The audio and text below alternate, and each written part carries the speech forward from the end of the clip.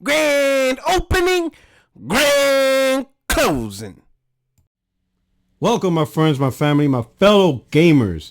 It's your only friend, these YouTube streets, Puerto77, doing a quick video. So the nominations are out. Twitter's on fire. The world is burning. Lots of crazy nonsense going on. Now there's the Xbox tax trending.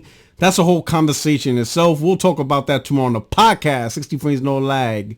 You know, see you there tomorrow, 8:30 p.m. Eastern. You like that little plug, huh? But let's talk about who truly got snubbed at the Game Awards. So we saw the announcements, right? Now, I think we pretty much all predicted, majority of the people predicted what the category was, right? And I know a lot of people were talking about, Starfield or whatever, and now you see conversations about that getting snubbed, stuff like that. But I'm sorry to say, Starfield was not the game that got snubbed.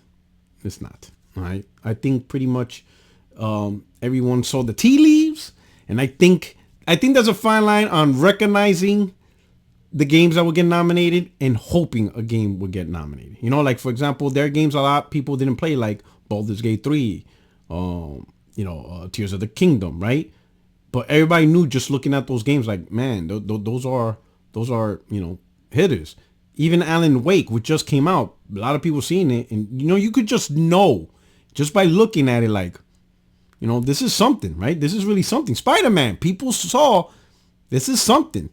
You didn't get that same reaction with Starfield, where people looked at it and they were like, this is something, right? It doesn't take away from just the overall game in itself. It just didn't get a nomination. So from that part, didn't get snubbed. Now, what I really want to talk about is not so much for Game of the Year, getting snubbed, but more or less it's just getting snubbed from being in the show at all. Like no nomination, like nothing in any category. And I found this particular game not getting any recognition on any level from any category. That's a true snub. This game really got snubbed, period, just from being represented in this award. And that game is, can you guess? I'll give you 5 seconds to guess. 5, 4, 3, 2, 1. And if you said Hogwarts Legacy, then you will absolutely be right. No nominations in any category. I find that very hard to believe. Now listen, I know the first thing people are going to say, oh, you might be a Harry Potter fan. No, I am not a Harry Potter fan. My daughter grew up on Harry Potter, but I didn't really care for, the brand or the IP. Don't really care about Harry Potter. So I have no affiliation, It's kind of like RoboCop, I'm getting that game only because that is nostalgia. I do like RoboCop. I remember growing up on RoboCop in the 80s. So yeah, game could be terrible. It doesn't matter. So I understand the point anyone would make about being a Harry Potter fan. But I am not a Harry Potter fan. But playing the game, it is an amazing game in itself.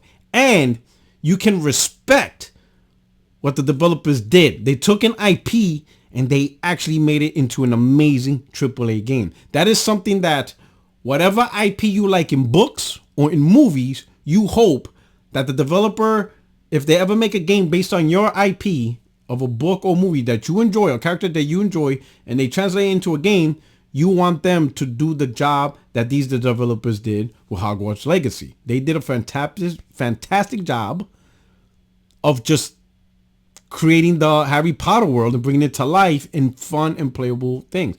From the graphics to the performance to just the characters, the storyline, just everything. They just done a lot of things that should have been recognized, right? Now, it doesn't necessarily mean it would win, but I find it hard pressed in some of the things that this game did that is just not among some of the best things in animation and graphics and voice acting and all this stuff to be completely wiped out. And I think we all could possibly guess why.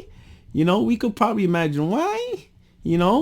How's that thing goes? He who should not be named, or the situation which should not be called out. This is pretty much why it got snubbed. It really is what it is. Now, I'm not gonna go out here and trash people or attack the voters who wanted to avoid this situation. All right, I get it. You know, at the end of the day, your jobs is on the line. You know, things are on the line, right? The show is on the line. And sadly, if there's enough people who are willing to boycott events or things like that and try to disrupt cash flow, they will get their way, you know, and that's across anything. And I think the industry did not want to test that water. So I think many voters just, you know, in their mind, they're like, man, Hogwarts really deserves a spot, but I want no heat. I want no smoke. It's not worth it. You know, the game's so great.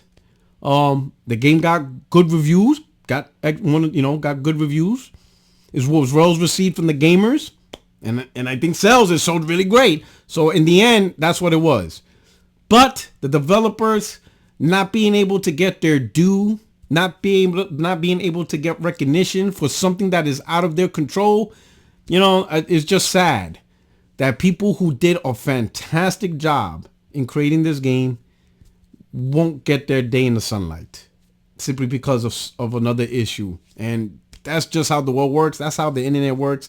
I'll be honest, man. The internet, I see, not see, but the internet has this level of power where some people succumb to it. And then there's people who are like, whatever, it doesn't matter to me, right? And I think this is where it's dangerous. Not really dangerous, but if you tie your life and sustainability to your life, and the internet and social media is a big part of it, you're in trouble. I clearly see you're in trouble. Me, the internet's not sustainable. Like YouTube, this is not my primary job. This is a hobby, to be honest. Like, let's say if YouTube was taken away from me, Twitter's taken away from me. Oh well, life goes on. You know, you're not gonna see a documentary, The Dark Life of Puerto Rock. You know how everything felt like. No, you know. So, but for some people, social media is an avenue or main avenue of sustainability for you know, for their wealth, how they make money, you know, things like that. And it just sucks that there are people that are in that position where they can be canceled and it will impact their financial stability in their life and stuff like that. So I would imagine a lot of these voting members are in that position. And if they're part of this drama, it could impact their career, and they're not willing to risk that. And it's just sad that ultimately, you know, the developers of Hogwarts Legacy, they're the ones that have to feel the brunt of the force. But to me, Hogwarts Legacy is the de facto 100% game that got snubbed from this award show. And that's just sad. But let me know what you think. Hit up the comment section.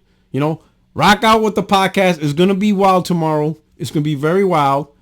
You know, please come through and enjoy the show. But other than that, hit up the comment section. What do you think truly got snubbed? You know, do you really think Starfield got snubbed? If you do, put it in the comment section and explain your reasons why. But anyway, your only friend these YouTube streets, Puerto77. And I'm out of here. See you guys tomorrow. Peace.